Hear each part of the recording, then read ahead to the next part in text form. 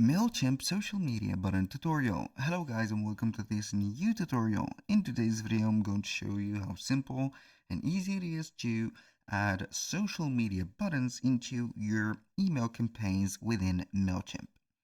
So we're going to head over to MailChimp.com, sign in for an account, and as you can see we're going to be on the admin dashboard. Now what we're going to do next is going to be very simple. We can go ahead and head over the campaigns. Once we have been on the campaigns, click on a regular email campaigns or whatever campaign that you are going to launch. The most important part is going to have an email at the end of the automation or the regular email or the flow.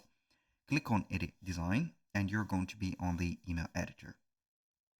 A little disclaimer guys, everything created in this video such as email addresses, phone numbers are going to be created only for the sake of video, not for anything else. Make sure that you're going to use your own information. Now, as you can see, this is our email and these are going to be the social media buttons that you're going to find. These are going to take us to all of the social media accounts that we have or for our brand to have into the internet. So let's pretend that we do not have this. How we can add them?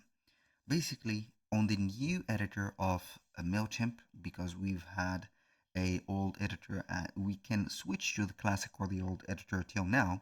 But in our new versions of new accounts of MailChimp, we have this drag and drop editor.